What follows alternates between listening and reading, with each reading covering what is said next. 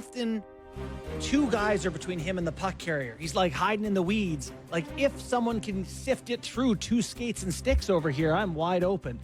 He's got to go help more. He's got to be in the play and in the action more. And he kind of moves with the pace of the play. You watch McDavid lately and those guys, they pull the play behind them. They control it. Everyone else is hanging on for dear life.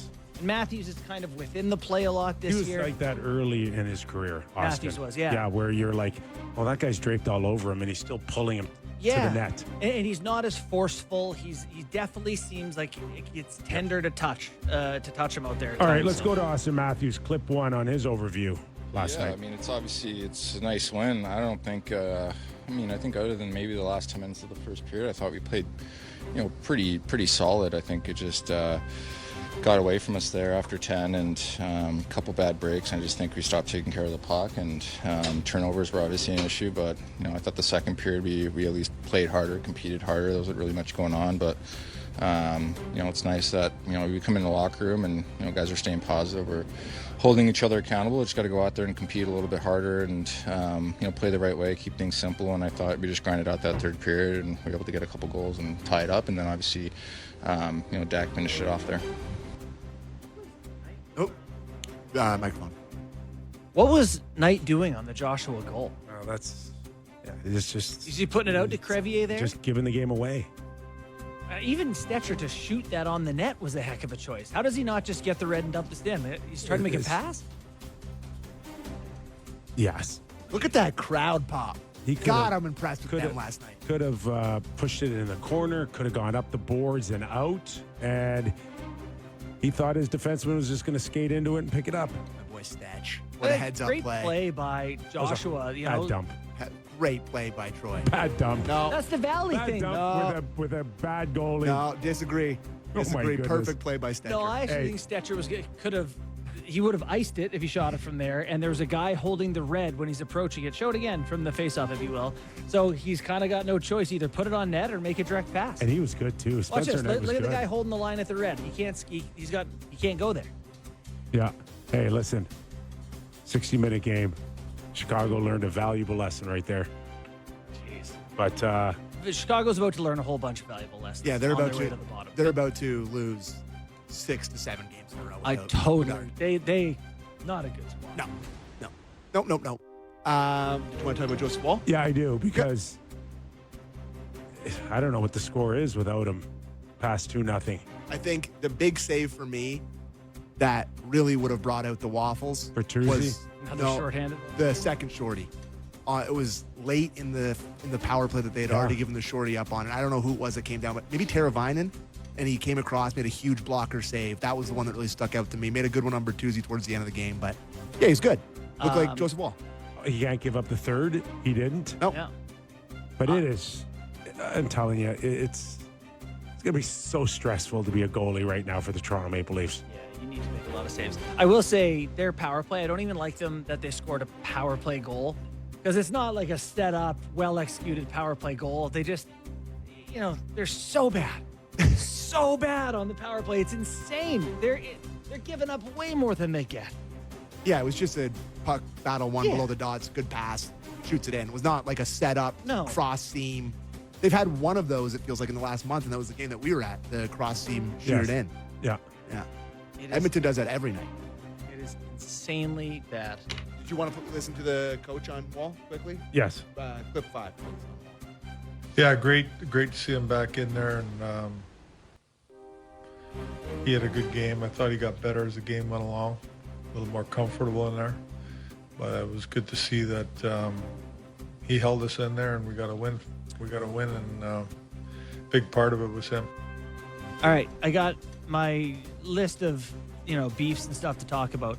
Lawton, Lorenz, Cowan played 11 minutes in that game. Is Scott Lawton? Am I seeing something different from you guys? I'm with you 1,000%. Every time he's on the ice, he's throwing hits, he's drawing penalties. Something positive happens every shift. I mean, he also said yesterday that he used to listen to Bonesy on the Leafs game in the parking lot of Harvey's with his dad. I'm like, give him the seat. Just give him the seat. Get him in the top 6 and get that guy the seat. Cowan played a team low 10:58. Cowan's one of their best players right now. What's going on? Like, if What is Lawton to you? What is Lawton to me? Yeah. I mean, he's there, Swingman. probably a middle six guy and a guy who should play 15 minutes. I'm not arguing at all. But what is he played as? Oh, fourth line center. Yeah. You don't give up a first round pick for a fourth line center And a prospect. and a prospect. Yeah. Gulbenkian. Gulbenkian. That's not what you do. No. And if that's all he is, I got news for you. His contract's up at the end of the year. He ain't staying. No, we're not staying to be a fourth liner. He's not staying for 11 minutes. I can assure you. And You can't give up a first and a prospect, play him as a fourth liner, and then walk him right to free agency into another city. You're right. It's almost better if you're going to do that, you might as well trade him. In my head, I'm like cooking up the best Leafs lines, and I'm like, if you took Lawton with Cowan and put like Nyes on the left wing or something, could you play him for 15, 16 minutes as a great line? Okay, We should go. McMahon? We should go.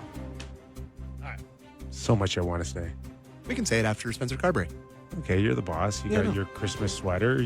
I can't believe we've gone 30 minutes. We haven't mentioned that sweater, which, by the way, is beautiful. Beautiful. My wife's Christmas party tonight, so Awesome.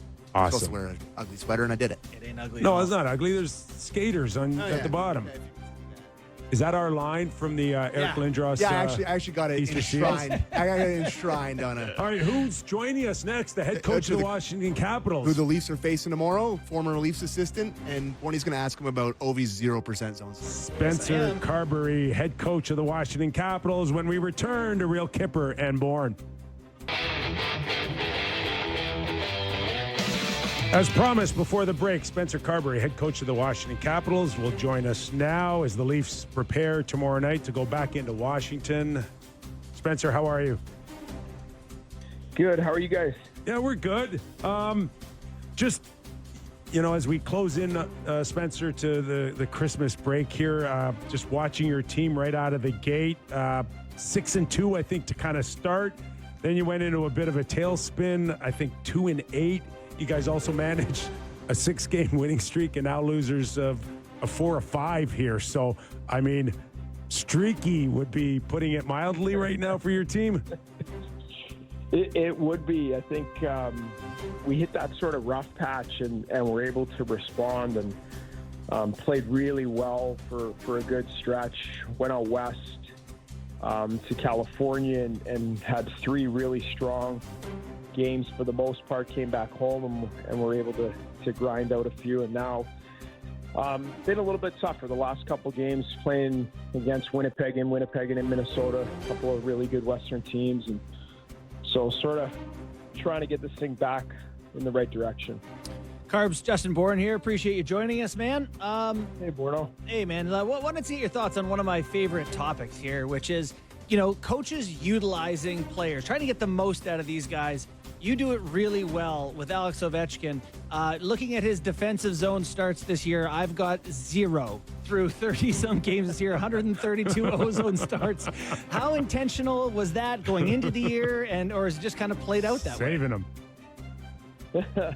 I think it's just exactly what you said is it's my job from a deployment. Like, that's one of the things that we can control as head coaches is deployment. And so trying to set up each individual player as successfully as you possibly can. And so trying to maximize what he does well and his strengths as a player. And so trying to get him in the offensive zone, opportunities to shoot the puck, opportunities to start with a possession in the offensive zone on a one draw. Those are all things that we try to do, and I try to get him out in as many of the spots as I possibly can. And I think limiting the D zone starts, I think it's just a product of, we can put someone else in that spot, and then it frees up a few more minutes for him again to be able to play in the offensive zone and play to his strengths.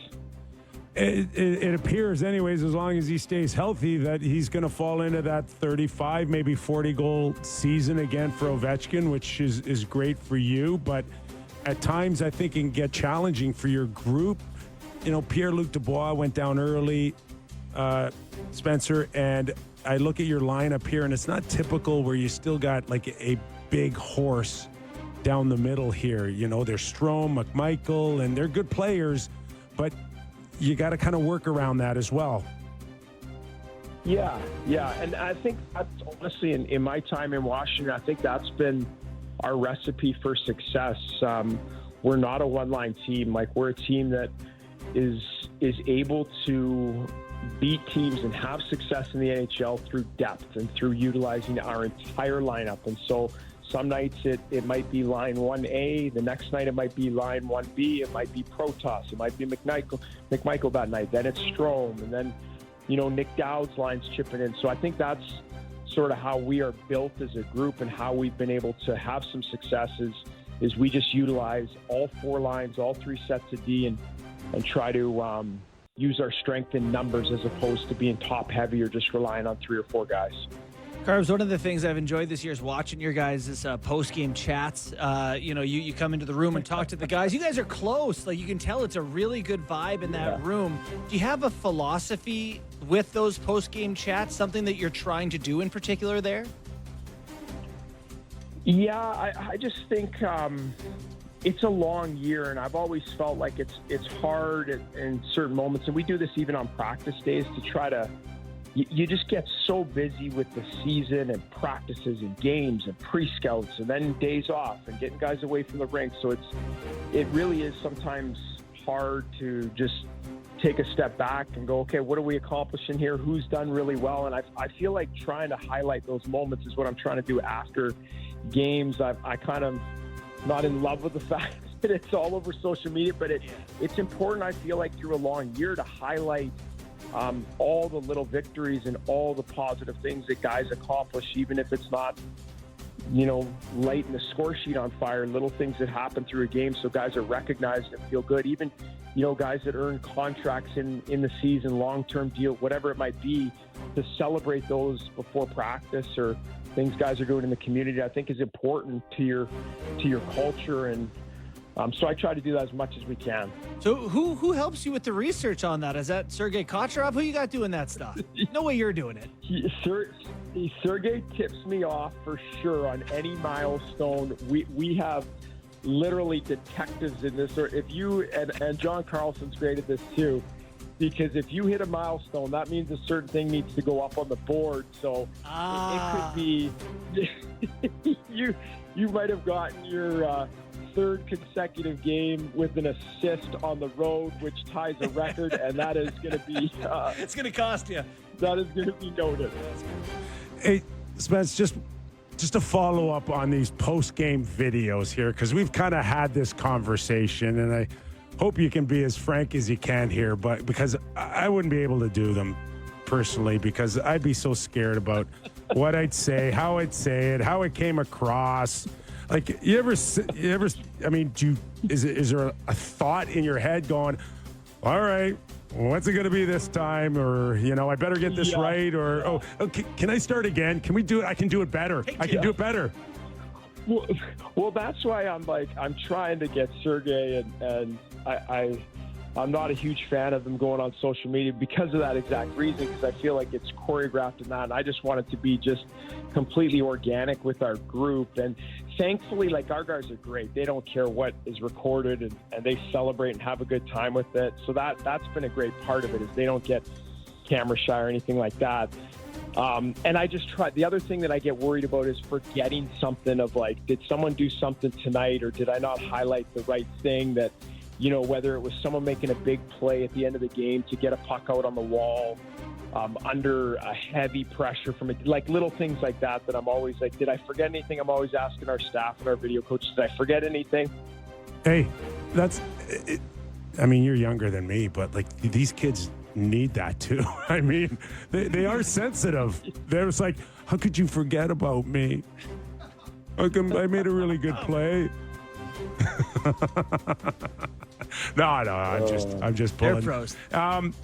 Just in terms of now, two faces clearly that are pushing for Olympic status here. Tom Wilson, of course, Logan Thompson. Yeah. And as a coach, you know it's there. you don't want to make too big of a deal out of it, but it's there. And do you feel it? Yeah. Do you feel it as well? I definitely feel it from someone that, is a little bit anxious and wants it to come to fruition and wants this for them. But I will say this. I have not noticed one bit, one moment in a game where I felt like Tom or LT has been affected by what's going on outside him and what each game means to them and people in the building and whoever's watching and scouting. Like, I haven't felt like it affected their game one bit. And so that's a credit to those guys and how mentally focused they've been to start the season. And to be honest with you, I think it's shown in how they've played with the start of the year. LT has been phenomenal this year. I don't see how, he couldn't be on that Team Canada representing the nation at the Olympics, and same thing with Willie. He's just been such an important part of our team to start the year, leading our team, doing all sorts of different things, power play, penalty kill, 5-on-5. You need to protect the lead. Tom Wilson's the guy. We need to score a goal late. He's the guy that's going to be at the net front or digging a puck out on the forecheck, like all these different things that he's just done such a good job. And it just tells you he knows what's at stake. He knows the eyeballs that are watching. So for him to be able to perform at the level he has, NLT has been incredible. Yeah, and John Carlson, too, still quietly really good. Unbelievable.